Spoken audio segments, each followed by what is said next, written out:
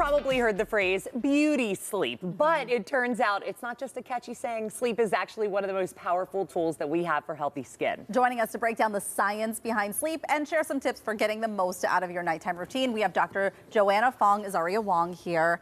So beauty sleep is a real thing. Yes, so beauty sleep is absolutely real. It's not fairy tale.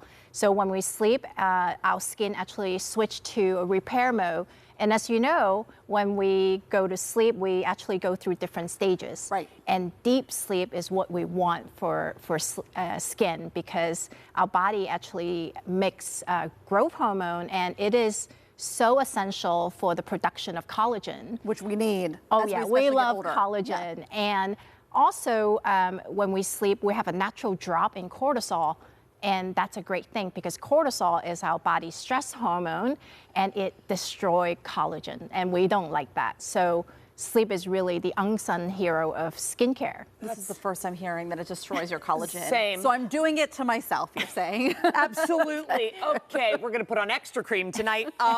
Whenever I'm thinking about, especially right now, whenever I was in college per se, I would fall asleep with a face full of makeup. I would be going to sleep in weird, odd hours. You're never really hitting that REM. And then I would see it immediately as soon as I woke up. Why is it so prevalent directly on our faces for lack of sleep? Yeah, sleep loss show up on our face, and it's so easy, it's almost unfair.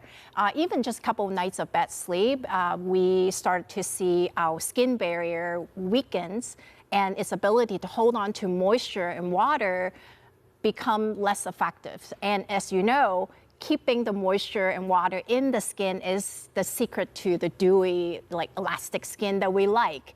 And that's also why when we don't get enough sleep, we have the dry, dull skin. Yeah.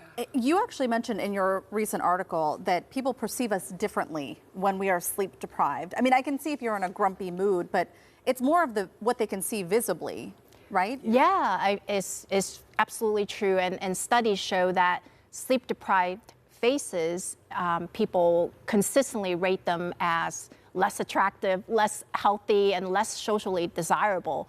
And what they're seeing is actually those changes in our skin, the under dark circle. Oh my gosh. This is a real person. I have been that after so many times. So as you can see, the left is the well-rested face. You see the glow, right? And the picture on the right, you see kind of the droopy eyelid, the dark circle, the puffy eyes, even the downturning of the corner of the mouth. So really, I think sleep loss really change how people perceive us. But it's also the reverse, actually. It's self-perception as well. People who don't sleep enough, they usually don't have the same confidence, and they are less satisfied with how they look in the mirror. That picture looked like every mom I know who has multiple kids under the age of 5 and a newborn who isn't sleeping. And I think that that's the trickiest thing. We all know that we need sleep, but it's getting it that can be incredibly difficult. Yeah, and it's really about prioritizing sleep, and sleep is really often overlooked. It's not the first thing we think of, especially when it comes to skincare.